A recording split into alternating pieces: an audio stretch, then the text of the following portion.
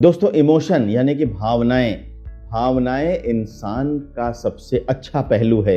ये इमोशंस ही हैं जो आदमी को तरक्की करने के लिए, आगे बढ़ने के लिए, लोगों की सेवा करने के लिए इंस्पायर करते हैं। लेकिन यही इमोशन लोगों को अपराध करने के लिए भी इंस्पायर करते हैं। यही इमोशन लोगों के दुख का कारण भी बनते हैं और यही इमोशन आपकी खुशी का कारण भी बनते हैं।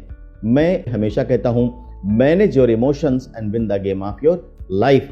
तो अब अगर हम अपने इमोशंस को मैनेज करना चाहते हैं तो हमें सबसे पहले आइडेंटिफाई करना पड़ेगा कि वो कौन से इमोशन हैं जो हमें सबसे ज्यादा नुकसान पहुंचाते हैं। तो दोस्तों, इनमें टॉप पे है एंगर, गुस्सा एक ऐसा भाव है जो हमारी बुद्धि को तुरंत हर लेता है और हमें बिल्कुल एक जानवर के जैसे बिहेव करने के लिए रेडी कर देता है। जब आप गुस्से में होते हैं तो आप बहुत सारी चीजें ऐसी कहते हैं या बहुत सारा एक्शन ऐसा करते हैं जो बाद में आपको रियलाइज होता है कि शायद आपको नहीं करना चाहिए था। तो अब गुस्से को हम कैसे मैनेज करें? देखिए दोस्तों, गुस्से को मैनेज करना यानी कि एंगर को मैनेज करना अगर बहुत आसान नहीं है तो असंभव भी नहीं है और इसे मैनेज किया जा सकता है। अब अगर गुस्से को मैनेज करना चाहते हैं तो कैसे करें? देखिए, सबसे पहली बात, एक्सेप्ट द रियलिटी। गुस्सा किसी ना किसी वजह से आता है और अब वो वजह ऐसी हो गई है शायद जिसको आप टाल नहीं पा रहे। अब वो वजह हटाई नहीं जा सकती, वो वजह से किनारा नहीं कसा जा सकता। तो अगर आपके सामने ऐसी वजह है तो आपको क्या करना पड़ेगा? आपको रियलिटी को एक्सेप्ट करना पड़ेगा कि हाँ, अब ये वजह है और मैं इस वजह से भाग नहीं सकता। तो जिस मोमेंट आप रियलिटी को एक्सेप्ट कर लेते हैं उसी मोमेंट आप आधी जंग जीत जाते हैं। जैसे ही आपने मान लिया कि ये चीज मेरे गुस्से की वजह बनती है बार बार, तो उसे एक्सेप्ट कर लीजिए कि अब ये आपके गुस्से की वजह है। और जैसे ही आपने उसे एक्सेप्ट किया, आप इमीडिएट चमत्कार देखेंगे कि उसी मोमेंट के बाद से आप उस चीज को एक्सेप्ट करने लगेंगे और वहां से आपका गुस्सा दिन ब दिन कम होना शुरू हो जाएगा। दूसरा क्या तरीका हो सकता है? आप मेडिटेशन करना शुरू करें। देखिए, मेडिटेशन करने से क्या होता है? मेडिटेशन हमारी पूरी ऊर्जा को एक जगह पे एकत्रित कर देता है, हमारे माइंड को पूरी तरह से फोकस कर देता है। और जब हमारा माइंड पूरी तरह से फोकस होता है तो बाहरी जितनी भी समस्याएं होती हैं उन समस्या से निपटने में बिल्कुल सक्षम हो जाता है। यानी कि एक ऐसा योद्धा बन जाता है जो पूरी तरह से कवच और पूरी तरह से हथियारों के साथ लैस है, अब जिसका बाहरी दुश्मन कुछ बिगाड़ नहीं सकता। तो जब आपका मन ऐसा फोकस्ड होगा, ऐसा मजबूत हो जाएगा, तो जब भी कभी बाहरी समस्या आएगी तो आप उस पर क्रोध नहीं करेंगे बल्कि आप उस पर अच्छे से रिस्पॉन्ड करेंगे और उसको अच्छे से टैकल करके खत्म करेंगे। तीसरी बात है, फोकस रहना सीखें और अपने आप को किसी अपने मनपसंद काम में एंगेज रखें।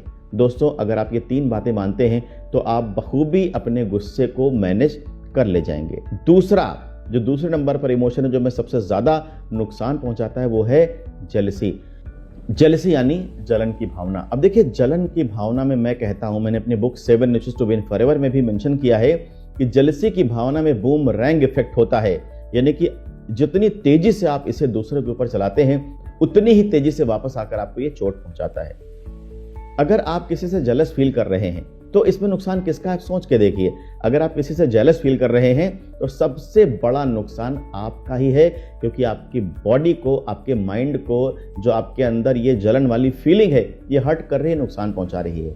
और दूसरे, कभी कभी आपने ऐसा भी देखा होगा कि आप जिसके लिए जलन की भावना रखते हैं वो आदमी और तरक्की करता जाता है आपके जलन करने के बाद।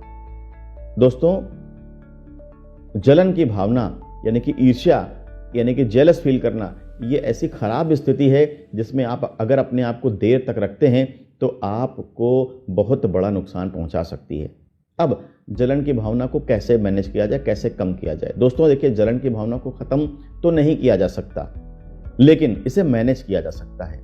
अगर खत्म कर देंगे तो क्या नुकसान है? देखिए, खत्म करेंगे अगर आप जलन की भावना को तो यह आपको कॉम्पिटिटिव नहीं होने देगा, प्रतिस्पर्धात्मक नहीं होने देगा, आपको आपकी जगह पर स्थिर कर देगा, रोक देगा और आप अपने पूरे पोटेंशियल को रियलाइज नहीं कर पाएंगे। तो थोड़ी मात्रा में तो जलन की भावना का होना अच्छा है, लेकिन बहुत ज्यादा मात्रा में नहीं। अब इसे कैसे मैनेज करें? देखिए, मैं 2 ही बातें कहूंगा इसे मैनेज करने के लिए। सबसे पहली बात, दूसरों को अप्रिशिएट करना सीखिए।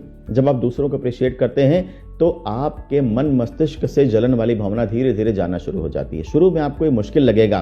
अगर आप किसी के प्रति जलन का भाव रखते हैं और उसने कोई सराहनीय काम किया है और आप अगर चाहें भी कि मैं इसकी तारीफ करूं, तो वो जलन वाली भावना आगे आकर खड़ी हो जाती है और आपको ऐसा करने से रोक देती है। लेकिन उस समय पे आपको इसकी बात नहीं माननी है, आपको अप्रिशिएट करना है, आपको उसके इस अचीवमेंट की मुक्त कंठ से सराहना करनी है। और जैसे ही आप लोगों की सराहना करने वाला रास्ता अपना लेते हैं, आप देखेंगे जलन का भाव धीरे धीरे धीरे धीरे करके आपके मन से चला जाएगा। और दूसरी बात, अपने आप को कॉम्पिटेंट बनाइए। दूसरे ने वही अचीव किया जिसका वो हकदार है और आपने अभी तक वही अचीव किया जिसके आप हकदार हैं। तो अगर आप कोई खासा अचीवमेंट नहीं कर पाए हैं तो इसमें उस दूसरे व्यक्ति की गलती नहीं है कि आप उससे जलन करें। आप जो जलन में समय बर्बाद करने वाले हैं, जो ऊर्जा बर्बाद करने वाले हैं, उसका इस्तेमाल अपने लिए करिए और अपने आप को कॉम्पिटेंट बनाइए। देखिए कि आपके अंदर क्या कमियां हैं, एनालिसिस करिए, उन कमियों को दूर करिए। क्या खूबियां आपके अंदर होनी चाहिए थी और नहीं है, उन खूबियों को एक एक करके अपने अंदर डेवलप करिए। दोस्तों, अगर ये दो बातें आप करेंगे तो देखेंगे जलन की भावना भी आपके लाइफ से धीरे धीरे जाने लगेगी। तीसरा इमोशन जो सबसे बड़ा नुकसान हमें पहुंचाता है वो है फियर। फियर का मतलब भय। भय आपको किसी भी चीज से हो सकता है। किसी नए चीज को शुरू करने का भय हो सकता है, किसी नए जगह पे जाने का भय हो सकता है, अपने परिवार का साथ छूटने का भय हो सकता है, किसी बिजनेस वेंचर में फेल होने का भय हो सकता है, जो भी आपको जॉब मिल रही वहां पर आप कॉम्पिटेंट ना हो इस बात का भय हो सकता है, दूसरे लोग आपसे ज्यादा अच्छा काम करके आगे निकल जाएंगे, आपको इस बात का भी भय हो सकता है, आपका सबऑर्डिनेट आपसे अच्छा काम करके आपसे ज्यादा तरक्की हासिल कर लेगा, प्रमोशन ले लेगा, आपको इस बात का भी भय हो सकता है, आपको ऊंचाई का भी भय हो सकता है, आपको पानी का भी भय हो सकता है, आपको अनिश्चितता का भय हो सकता है, यानी कि बहुत तरह के भय हो सकते हैं आपकी लाइफ में और ये भय हमें आगे बढ़ने से रोक देते हैं। दोस्तों, भय के आगे ही संभावनाएं बसती हैं। जब आप डर के आगे निकल जाते हैं तब आपको संभावनाएं दिखनी शुरू होती हैं। तो भय, जिस भी चीज से भय है, डरे नहीं, उसका सामना करें। जब आप अपने भय का सामना करना सीख लेते हैं तो आपके अंदर उस डर से निपटने का गुण डेवलप होना शुरू हो जाता है और धीरे धीरे करके वो फियर फेड हो जाता है। दोस्तों, जो चौथा इमोशन है जो और भी बड़ा हमें नुकसान पहुंचाता है वो है ग्रीफ, यानी कि संताप, यानी कि दुख। हमारे दुख कभी कभी इस तरह से हमारे लाइफ में ठहर जाते हैं कि हम आगे नहीं बढ़ पाते। दुख के आंसू हमारे आगे की विजन को रोक देते हैं, हमें रास्ता स्पष्ट नहीं दिखाई पड़ता। तो दोस्तों, अगर हम अपने दुखों के आंसू को साफ नहीं करते तो हम आगे नहीं देख पाएंगे और जब देख नहीं पाएंगे तो अपनी मंजिल तक नहीं पहुंच पाएंगे। तो हमें दुख वाली फीलिंग से निपटना बेहद जरूरी है। पहली बात, एक्सेप्ट द रियलिटी। जिस भी वजह से आपको दुख है उस रियलिटी को एक्सेप्ट कर लें। जिस मोमेंट आप उस रियलिटी को एक्सेप्ट करते हैं, आप 10 कदम उससे लड़ने की दशा में आगे बढ़ जाते हैं, उससे निपटने की दशा में आगे बढ़ जाते हैं। प्रेयर करें।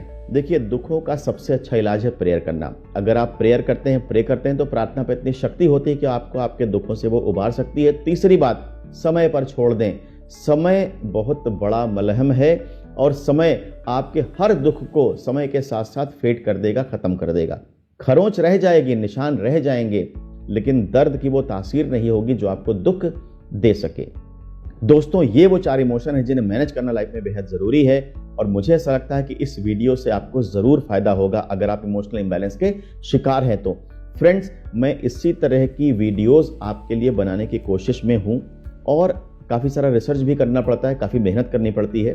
तो एक एक इनपुट बनाने के लिए बहुत मेहनत लगती है। मैं आपसे रिक्वेस्ट करूंगा कि अगर आपको मेरे चैनल का कंटेंट अच्छा लगता है तो इस कंटेंट को लाइक भी करें, इस पर कमेंट भी करें, बताएं कि ये कंटेंट आपको कैसा लगा, क्या इसमें कोई सुधार की जरूरत है, क्या आपको किसी और टॉपिक पे चाहिए कि मैं इस तरह के वीडियोस लेकर के आऊं। तीसरा, मेरे चैनल को सब्सक्राइब करें। देखिए, सब्सक्राइब करने से सपोर्ट मिलता है मेरे चैनल को। जब आप मेरे चैनल को सब्सक्राइब करते हैं तो लगता है कि हाँ, अब कोई एक बंदा और है इस कायनात में जो मेरे चैनल को और मुझे, मेरी फीलिंग्स को, मेरे थॉट को, मेरे वीडियोस को, मेरे कंटेंट को सपोर्ट कर रहा है। दोस्तों, बेल आइकन को प्रेस करना मत भूलें, क्योंकि जब आप बेल आइकन प्रेस कर देंगे तभी आपको जब मैं वीडियो पोस्ट करूंगा तो उसको नोटिफिकेशन फटाक से पहुंच जाएगी। तो दोस्तों, जिस भी तरीके से आप मेरे चैनल को प्रमोट करने में हेल्प कर सकते हैं, मेरे चैनल को सपोर्ट कर सकते हैं, करिए। और आपको किसी खास कंटेंट पे ज़रूरत है मेरे वीडियो की तो आप कमेंट बॉक्स में ज़रूर मेंशन करके बताइए। Thank you so much.